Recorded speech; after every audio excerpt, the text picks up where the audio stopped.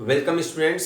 Science academy Siwan online bio classes में आपका स्वागत है। ऐप के थ्रू हम लोग पढ़ाई कर रहे हैं और जैसा मैंने आप लोग को बताया था कि यूट्यूब पे लाइव क्लासेस चल रही हैं for examination. Important question discuss कर रहे हैं, पर साथ साथ हम लोग जो प्लांट रिप्रोडक्शन पढ़ रहे थे वो भी पढ़ते रहेंगे।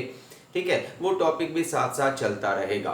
तो उसी सिलसिले को आगे बढ़ाते हुए हम लोग लास्ट क्लास में डबल फर्टिलाइजेशन पढ़े थे। ठीक है, डबल फर्टिलाइजेशन, दोहरा निषेचन। हम लोगों ने आंसर भी दिखा था, बहुत सारे स्टूडेंट ने लिखकर भी दिखाया। यहाँ पर से दो क्वेश्चन बनते हैं, ये भी एग्जाम के लिए इंपॉर्टेंट है, ध्यान रखिएगा आप लोग के लिए स्पेशली। दो क्वेश्चन बनते हैं, व्हाट इज डबल फर्टिलाइजेशन, यानी दोहरा निषेचन क्या है। एक क्वेश्चन तो ये बनता है दोहरा निषेचन क्या है। दूसरा क्वेश्चन बनता है what is triple fusion, what is triple fusion, what is triple fusion. ठीक है, ये हम लोग पढ़ चुके हैं, ये पढ़ते हैं। इसको कहते हैं त्रिसंलयन क्या है, त्रिसंलयन क्या है। यह क्वेश्चन भी पूछा गया है कई बार एग्जाम में, तो हम लोग तैयार हो जाते हैं। क्वेश्चन है तो उनके पास क्वेश्चन है, हमारे पास आंसर है। ठीक है, चलिए एक साथ फिर से दोनों टॉपिक को हम लोग आज करते हैं। एक क्वेश्चन कंप्लीट करते हैं, एक नहीं, हम लोग कुछ ज्यादा ही टॉपिक पढ़ेंगे, बेहतर तरीके से करेंगे। तो स्टूडेंट्स यहाँ ध्यान दीजिए क्या पढ़ना है, फिर से एक बार समझते हैं। दिस इज ओव्यूल, फिर से बनाते हैं। मैंने कहा पढ़ाने का तरीका है कि मेरा उद्देश्य है कि पहले आपको समझ में आए। आंसर बुक्स में भी है, बाजार में बहुत सारी किताबें मिल रही हैं, उसमें भी है, पर हमें करना है कि हमें आंसर समझना है, रटना नहीं है। समझेंगे खुद ब खुद लिखा जाएगा। ये था ovule, outer integument, inner integument, nucellus, embryo sac, micropyle pore, याद होगा। ठीक है, ऊपर में तीन एंटीपोडल सेल, बीच में एक पोलर सेल, दो न्यूक्लियस, नीचे दो सिनर्जिड सेल और एक एग सेल। याद है, एग यही है फीमेल गैमेट, है ना, सिनर्जी सेट, और इसमें फिल्लीफॉर्म अपरेटस पाए जाते हैं, फिल्लीफॉर्म अपरेटस। अब ऊपर से पॉलन ट्यूब आ गया, पराग नली आ गई। पराग नली जो है वो सामान्यता माइक्रोपाइल पोर से होते हुए अंदर जाती है, और अंदर जाने में ध्यान रखना है, ऑब्जेक्टिव क्वेश्चन बना रहे हैं यहाँ पे। अंदर जाने में मदद कौन करता है, तो फिल्लीफॉर्म अपरेटस पॉलन ट्यूब को एम्ब्रियो सैक के अंदर जाने में मदद करता है। ये है एम्ब्रियो सैक, याद है आप लोगों को, एम्ब्रायो सैक है इसको कहते हैं। अंदर कौन मदद कर रहा है, पॉलन ट्यूब को अंदर जाने में, फिल्लीफॉर्म अपरेटस। ये अंदर पहुंच गया, ट्यूब कुछ इस तरीके से अंदर आ गया, और अंदर आने के बाद ये फट जाता है, और हम लोग जानते हैं कि अपने साथ दो मेल न्यूक्लियस को लेकर आता है। राइट, बनाए थे ये सब कुछ हम लोग लास्ट क्लास से पढ़े हुए ना। ये दोनों क्या है, मेल न्यूक्लियस। ये फर्स्ट मेल न्यूक्लियस, और ये है second, right, second male germ nucleus, है ना, जर्म न्यूक्लियस। ठीक है, एक तरह से आपको लग रहा होगा कि वही क्लास रिपीट हो रहा है, पर एक्चुअली में हम लोग इसका दो आंसर कर रहे हैं, डबल फर्टिलाइजेशन भी और ट्रिपल फ्यूजन भी। अब देखिए क्या होता है, हम लोग पढ़े थे ये इसके साथ फर्टिलाइजेशन कर रहा है, एक सेल के न्यूक्लियस के साथ। ये किसके साथ कर रहा है, न्यूक्लियस ऑफ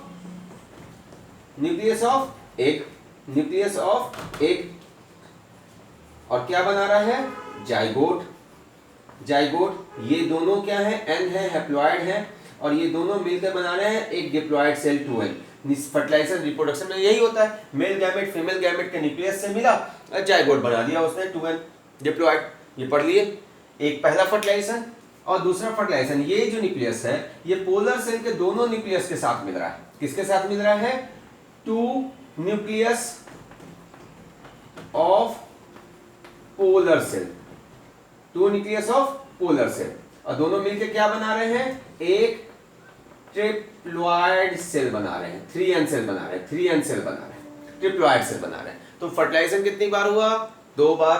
पहली बार फर्स्ट मेल न्यूक्लियस एक के न्यूक्लियस से जाइगोट बना रहा है, दूसरी बार second male nucleus polar cell के दो न्यूक्लियस से ट्रिप्लॉइड सेल बना रहा है। राइट, थोड़ा सा कॉम्प्लेक्स सा लग रहा होगा, मेसी लग रहा होगा, बट बहुत सिंपल है। हम लोगों ने इसको लास्ट क्लास में वर्ड्स में लिखा हुआ था। तो इस पूरे प्रोसेस में सिंपल समझिए, लिखिएगा, पौधे में निषेचन के दौरान जब पहला मेल न्यूक्लियस या पहला नर जनन केंद्रक एग सेल के न्यूक्लियस के साथ या फीमेल गैमेट के न्यूक्लियस के साथ निषेचन कर जाइगोट बनाता है, तो ये पहला निषेचन। एवं जब दूसरा मेल जनन केंद्रक पोलर सेल के दो केंद्रक के साथ निषेचन कर एक ट्रिप्लॉइड सेल बनाता है, तो ये दूसरा निषेचन। चूंकि निषेचन 2 बार होता है इसलिए इसे हम दोहरा निषेचन कहते हैं। रिवीजन हो गया। अब यहाँ ध्यान दीजिए, दूसरा क्वेश्चन क्या था? ट्रिपल फ्यूजन, त्रिसंलयन। संलयन का मतलब होता है मिलना, केमिस्ट्री में पढ़ा होगा आपने। Fission, fusion.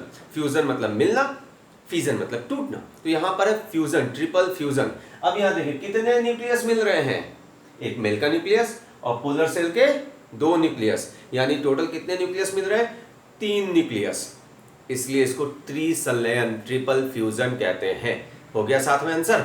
इतना बनाने के पीछे रीजन यही था कि त्रिसंलयन भी समझ सके। तो यहाँ क्या लिख सकते हैं? जवाब क्या होगा आपका? अगर क्वेश्चन आए व्हाट इज ट्रिपल फ्यूजन या त्रिसंलयन क्या है, तो जवाब क्या होना चाहिए स्टूडेंट्स? तो जवाब आपका होगा कि दोहरे निषेचन के दौरान जब दूसरा नर जनन केंद्रक पोलर सेल के 2 अगुणित केंद्रक के साथ निषेचन करता है और ट्रिप्लॉइड सेल बनाता है, तो इस प्रक्रिया में कुल 3 केंद्रक भाग लेते हैं या आपस में मिलते हैं, इसलिए इसे त्रिसंलयन कहते हैं। हो गया आंसर? लिख लेंगे, लिख के दिखाना है। बोर्ड पे मैं नहीं लिखने वाला हूँ, ये आपको लिख के दिखाना है। ठीक है, इंग्लिश में क्या लिखेंगे? इंग्लिश मीडियम वाले स्टूडेंट्स ध्यान दें। During double fertilization when the second male germ nucleus is fertilized with 2 haploid nucleus of polar cell and form a triploid cell. During this process, 3 haploid nucleus are fused with each other, so it is known as triple fusion. That's it. Very simple. मन है तो ये लिख दीजिएगा। Second male germ nucleus plus 2 haploid nucleus of polar cell, क्या बन रहा है? Triploid cell. कितने न्यूक्लियस मिले? तो एक मेल जर्म न्यूक्लियस है ना, दूसरा वाला ही है पर है तो संख्या एक ही, और पोलर सेल के 2 न्यूक्लियस, 3 न्यूक्लियस मिल रहे हैं, इसलिए ट्रिपल फ्यूजन, त्रिसंलयन, खत्म। सिंपल, बहुत आसान है, याद हो गया होगा जैसा मुझे लगता है। ठीक है, अच्छा एक बात और, एक जब इतना पढ़ रहे हैं तो कुछ थोड़ा और डिटेल पढ़ लें। अभी मैंने जो फिगर बनाया हुआ था, चलिए मैंने मिटा दिया, फिर से बना लेते हैं। आसान काम है फिगर बनाना, बायोलॉजी वालों के लिए तो बहुत आसान काम होता है, और बनाने की हैबिट भी होनी चाहिए और होगी आप लोगों को। हम लोगों ने ये बनाया फिगर, राइट। तो हम लोग क्या देख रहे हैं? पॉलन ट्यूब कहां से जा रहा है? माइक्रोपाइल पोर से, जो नॉर्मल केस है, नॉर्मल केस है। पर कभी कभी हड़बड़ी हो जाती है, जल्दीबाजी हो जाती है। ठीक है, उस केस में ये पॉलन ट्यूब इधर से नहीं आकर के ऊपर से ही आ रहा है ना, ये यहीं से घुस गया। ऐसा भी होता है, ऐसा भी हो सकता है, तब इसको कहेंगे चलाजोगैमी। क्या कहेंगे? चलाजोगैमी। कब कहेंगे चलाजोगैमी? जब पॉलन ट्यूब चलाजल इंड से अंदर आए। अगर पॉलन ट्यूब यहां से घुस गया, थोड़ी यहां से अंदर आ जाए, ऐसे भी जा सकता है, तब इसको कहेंगे मीजोगैमी। यानी बीच से जा रहा है, इंट्यूबमेंट को फाड़ते हुए जा रहा है।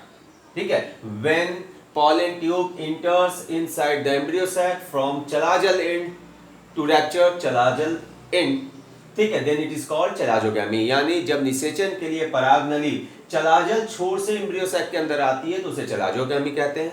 जब ओव्यूल के मध्य भाग से इंट्यूबमेंट में छेद करते हुए अंदर जाती है तो उसको मीजोगैमी कहते हैं। यानी when pollen tube enters from middle of ovule by rupturing both integument, then it is called mesogamy.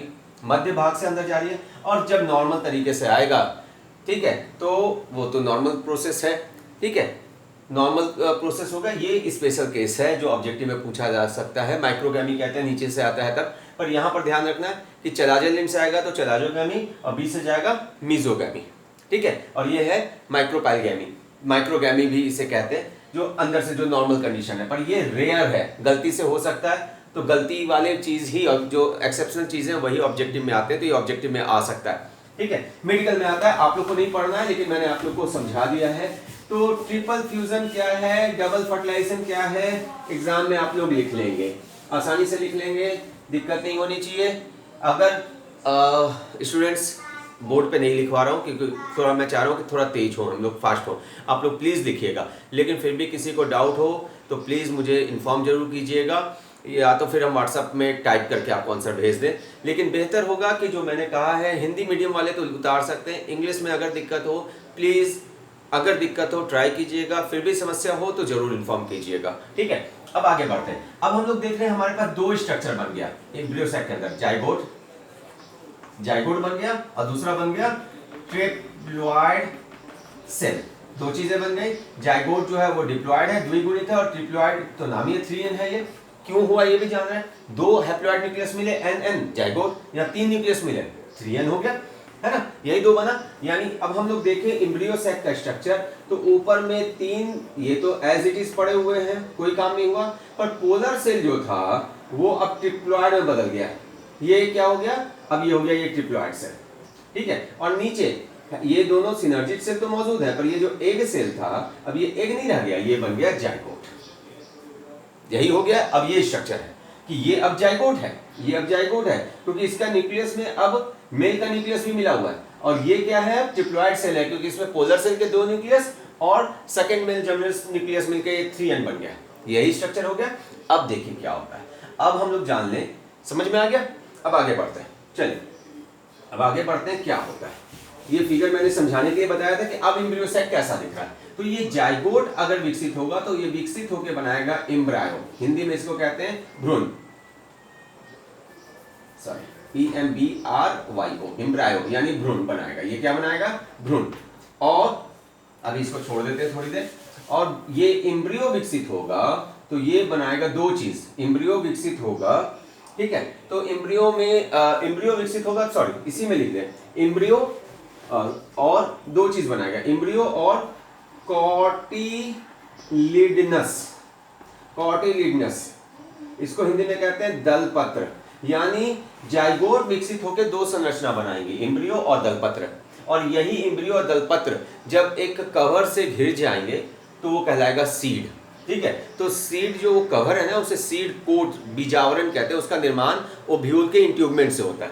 तो ओव्यूल का इंट्यूबमेंट नेचुरली इंट्यूबमेंट के अंदर ही है, तो जब एम्ब्रियो और कॉटिलिडनस ओव्यूल के इंट्यूबमेंट के बने आवरण से घिरे हुए रहते हैं तो उसी संरचना को हम बीज कहते हैं। यानी बीज किससे विकसित हो रहा है, जाइगोट से। एम्ब्रियो सबसे मेन यही पौधा बनेगा। और कॉटिलिडनस जो है वो विशेष संरचना है जिसमें भोजन भरा होता है, पोषण भरा होता है, जो एम्ब्रियो को विकसित होने के दौरान पोषण देती है। और हम लोग बीज इसलिए खाते हैं, इसी के लिए, उसमें पोषण भरा है। आप अगर ध्यान से देखें चने को अगर हम खोलें तो उसके अंदर में 2 गोल गोल संरचना नजर आएगी, यही कॉटिलिडनस है, और ये दोनों एक जगह जुड़ी होती है बहुत छोटे से स्ट्रक्चर से। ये जो दिख रहा है ये एम्ब्रियो है, ये एम्ब्रियो है, और ये दोनों कॉटिलिडनस है, और इनमें भोजन भरा है, ठीक है। और ऊपर का आवरण कौन बना रहा है, वो बना रहा है ओव्यूल के दोनों इंट्यूबमेंट, दोनों सुरक्षात्मक परत, ठीक है। तो ये हो तो काम हो गया किसका, जाइगोट का। पर जाइगोट तो नहीं बना है, पर साथ में ट्रिप्लॉइड सेल भी तो बना है, ट्रिप्लॉइड सेल भी तो बना है।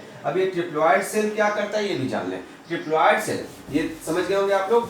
चलिए अब हम लोग आगे बढ़े। ये ट्रिप्लॉइड सेल क्या बनाता है, तो ये विकसित होके एक न्यूट्रिटिव स्ट्रक्चर बनाता है, न्यूट्रिटिव स्ट्रक्चर बनाता है, ठीक है। पोषण संरचना बनाता है, क्या बनाता है, एक पोषण संरचना बनाता है, और उस पोषण संरचना का नाम है एंडोस्पर्म।